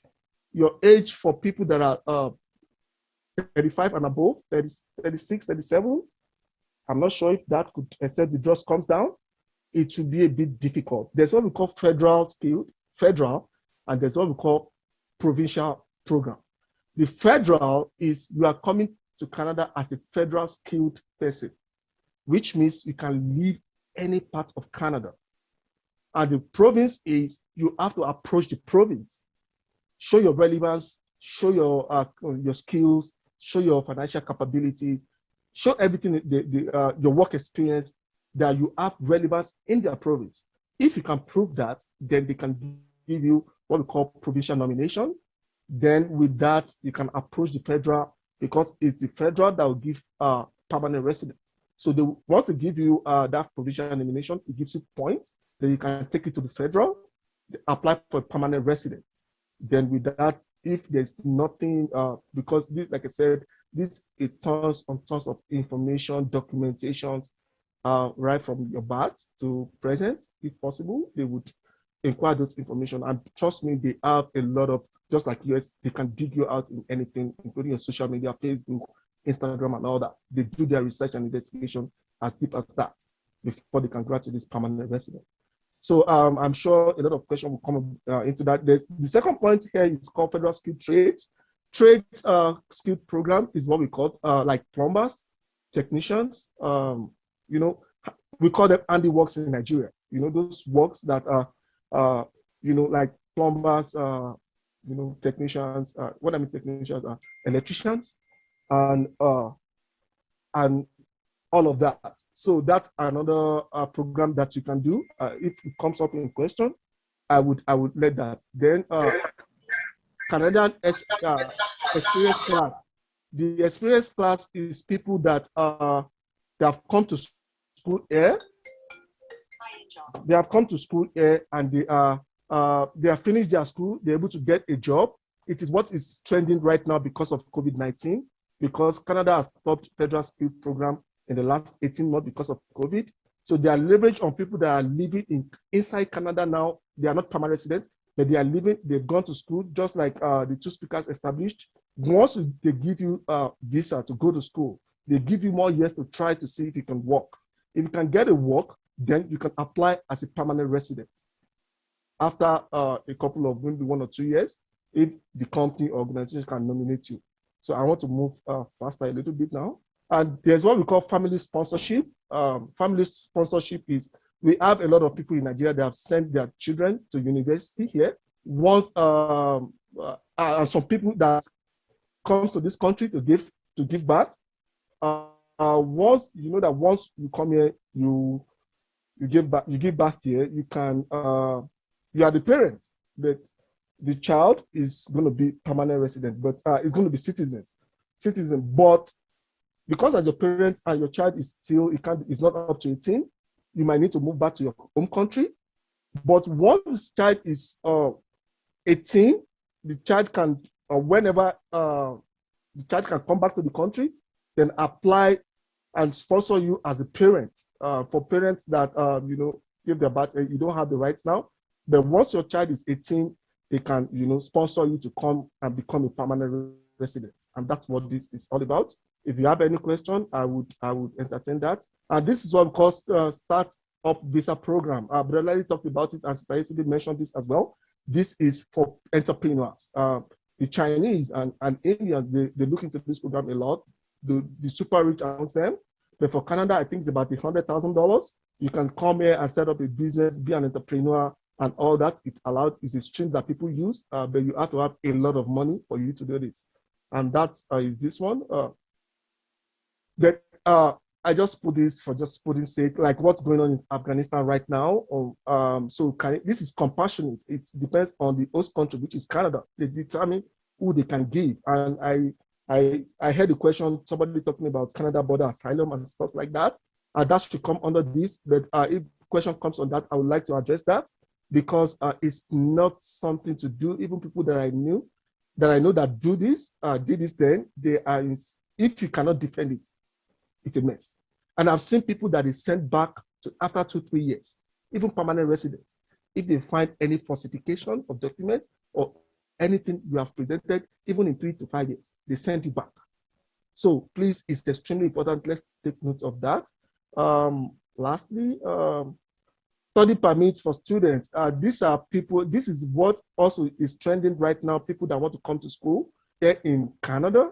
You can come to school. It's it's for international students. I must say, I was talking to a friend who is a consultant in my course of my preparation for this program. I was giving me some statistics that I think it could be helpful. Because of what's going on in Nigeria, because these people, they are quite familiar with every country. Nigeria is one of the leading express entry countries. They know what's going on in Nigeria, and they have a feel of what people intend to do. And because of our records, internet fraudsters and stuff like that, we are having some challenges with a lot of people, even people that have genuine intentions to come into Canada as a student. But because the rejection rate is alarming, my friend was telling me, and this is based on fact, and you can start the website, that they did a research between February 2016 and February this year. The rejection for Nigeria of student permits is between 17 and 23%. What I mean is that is what the rejection is over 77 to 83% for Nigeria. The reason being that because of all these things that is going on in Nigeria and all that, I'm not saying you cannot get it, especially the students, people that are coming for universities, students between 16 years and 25 years, they get it super fast, right? But if you are 35, 40 years, it becomes, because you have to, prove extensively that this is a lot of things that are involved. Like, make sure your documentation is right, your finances, they want to see, can you really take care of yourself? Would you, if as a student, would you like to prove to us that you won't be a burden on our government? A lot of things that are involved in study permits for people that are coming. Like I said, for people that are older, like 35, 40, it's doable. You can do it. They'll be ready for the documentations and proofs. They don't assume anything. Canada don't assume anything. There's what I would say, what I would call letter of explanation. We call it LOE. Anything you want to do, even in marriage, the money that I have, Canada government will not assume my wife's own it. So I have to tell them my money is my wife's money. So you have to, support everything you're doing with serious documentation, because that's their system. So and a lot of rejections upon rejections. I talk to people almost all the time about study. They want to come in, but they rejected them. And once you have been rejected once, it becomes difficult, to fight that. And also, I want to encourage, even if you have been rejected, there's what we call something judicial review, but you must be sure of yourself. If people have started to challenge them, people that have we have tens of hundreds of thousands in Nigeria that they have the money, they want to truly come and study, but because of their age, and this is not a system that discriminates. Even at 60, if you want to go to school, you want to go to school. Everybody should respect that, right? But because of our political situation, economic situation back home, and because of thoughts of fake documentations, reputation that they have gotten over a period of time, they are not confident in most of our documentation, even as student visa. I think Brother Lady said something that is also very profound when it comes to study permits. You can get the school, you can even make full payment, but to get the visa is the issue. If you can't get the visa, the school will refund your money. There's nobody. It's just what it is. So I have a lot of people that have asked questions about this. There's something I call the designated learning DLI. That thing is watch out for the school you want to apply for. Make sure your school you want to apply to, because some of the schools that we have, some of the schools don't have the capacity to bring you as a international student. They cannot approach the government. There's a link at the end of this slide. You can see there. You can, if you want to check any school, you can check through that link if that school has this DLI. If they don't have it, that means that it's no go area for you. So that is that. This is just statistics for you to have.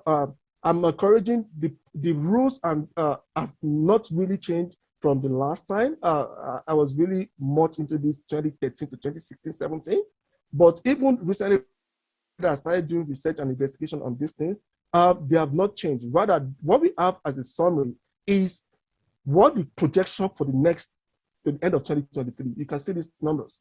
You can see federal skilled, and this is families, not individuals. All this number we are saying, this is the projection that they are looking at for Canadian government in the next 2 years. The projection for number of families they want to come in. So you can see different programs that are listed and the streams they are looking at, and they move and they achieve that most of the time. So lastly, to proceed with any options to immigrate to Canada legally, I want to encourage us, and I've seen this happen to a lot of people. I belong to about 3 to 4 WhatsApp groups of about 200 people. I've lost count of tens of hundreds of people that have come into Canada on that group. But the few ones that I've seen that are not able to make it, it is not by, I've seen somebody call me, say, I have 25 million, how can I do this permanent? I said, Canada doesn't need your money. You have to sit down and give them what they are requiring for. You have to write the exam. Nobody can write it for you. You have to be able to sit down and do research and do it yourself. If you can't do it yourself, we have quite a number of agents. I have one as my close friend. I can trust him. If you don't have the time, you can consult an agent. You still get to your destination. But it's just that you have to pay. Have it in mind. Whatever you are giving to an agent, that is their fee. You still have to write the exams yourself. You still have to do the evaluation. Your degree is your degree. You can't cook up anything. Your age is your age. Your years of experience is your years of experience. So these are things that are extremely important that I want to have at the back of your mind. So those are the websites that you can see there. The Canadian website that you can see. That's for agents. If you want to check if you are using an agent, if you want to check if this agent is licensed, they have to be licensed. If you are using an agent that is not licensed, it's an offense. It's 10 years. They can ban you for 10 years. You are the agent. So you have to check yourself if the agent you are using is licensed to act on your behalf. And that's the website there. And the last slide, it's everything I've said, you can check it on this website, and you can ask any questions. I'm sorry about the last 4 or 5 minutes, 7, 10 minutes. I was flying. If you have any question, I'm sorry about that. When it comes to Canada, there's a lot of information that you want to talk about. Thank you so much at this point. My pleasure. And I'm ready. Thank you, Mr. Laumi. Okay, so before we ask any questions, we have a major question for all the speakers. And the question says, can you all please leave a website to get a fully or partial funded scholarship? Thanks. And also, will your slides be available?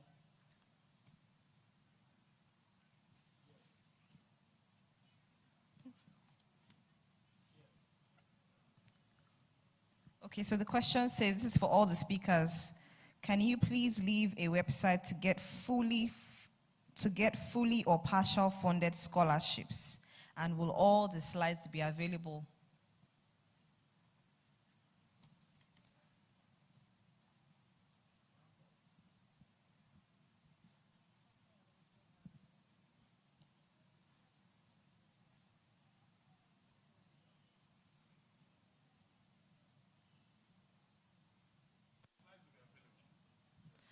Okay, so the slides will be available for everyone who requires it. So our first set of questions is for Mr. Laomi in Canada. So please don't forget to register on your way out if you haven't registered. If you want the slides, you can register on your way out and they'll be emailed to you. Okay, so our first question is for Mr. Laomi in Canada. You talked more about skilled workers in engineering, doctors, IT, teachers, etc. How about skilled workers in the culinary world, e.g. bakers? Thank you for that question. I said earlier on, when it comes about like bakers, this I think is going to come under. We have different streams. This is probably going to come under trade skill. It's you have to do an investigation of each province. I don't have that right on top of my head right now, but I know a lot of provinces look for this. They have what they are looking for per time. You might this is the project. You have to have the right information and the right place to go to. But what I know for sure is for this website that I put up, you can get to, this is the federal website. On this federal website, you can see the province. So all you need to do is register with each province, sign up for their emails. They can have a lot of information about the restaurant, and they can have a lot of information about this thing. And also, you can check British Columbia. We have a lot of, it's one of the finest places in Canada. So, and it's very expensive. So we have a lot of, I know about BC very well. They have, they look for bakers a couple of, sometimes. You don't know what they're going to come up with. So I've seen people asking this question, where can you do this? This season, they might say, okay, we need this set of people. And maybe another 6 months, they might say, okay, we have changed this kind of people we are looking for. So you have to, have that push to check nearly almost all the time. Like I said, it may not be, even in BC, it might be Nova Scotia, it might be New Brunswick. We have different provinces that are looking for different skills and professions all the time. And that's the difference between something about province. If it is federal, whatever skills you have, you can approach federal. But the federal is based on something that is extremely important, your age. The age that Canada recognizes for the federal skill is 29. So after 29, every let's say you're 35. So that means that you started losing 5 points from 29. So if you are 40 years, that means that you have lost almost half of the mark. So the age mark is 100 points. But for you to end at 100 points, you have to be 29 years. So every year you lose 5 points. So if you are 40, that means that you have lost almost 65% of the mark. And age is extremely important. The other thing that you want to look at is your IELTS. Every other thing, your age is your age. You can't do anything about it. If you have a master, you have it. If you don't have it, no two ways about it. But English is extremely important. You can do something about your English. I have seen a lady. She was working with Deloitte in Nigeria, and she's doing extremely very well. She wrote English 8 times just because she wanted to achieve this. And this is within the period of 16 months. She's ready that she's going to give it all what it takes, and she's going to get it done. And the lady I'm talking about is in Toronto right now as of 2018. So it's about, sit down, do your calculation. What are they looking for? If if you don't have a baker in BC this time, you can check Nova Scotia. What are they looking for this season? And make sure every week or every 2 weeks, maybe it's your evening, you have your quiet time, then maybe create another 2-3 hours, maybe every 2 or 3 days to just check what's going on with the Canada project. It's a project. I started this in late 2013. I didn't achieve it to April 2016. It's almost 2 years. So I have seen people do this for 5 years. But at the end of the day, they're able to achieve their plan and they live in Canada today, some as a permanent resident and some as a citizen. So I would encourage the person that asked that question, check province. What you can do when you are is if you can't meet the federal, because the federal would not specify particular profession. What they look for is you are younger, you can pass English very well, you can get a good and high score. If you have that, your age, your particular skill is not important, right? But if you are over 37, you don't have the master's, it will be difficult to get the required point. What I mean point is express entry point. I mean the point when you get to Canadian website. Remember I said you are competing with the rest of the world. You are competing with everybody, including your cousin and brother. So you are competing with everybody. So you must try to achieve the maximum points you can get. Okay. All right. Thank you. Let me see if there's another question. Thank you. Question.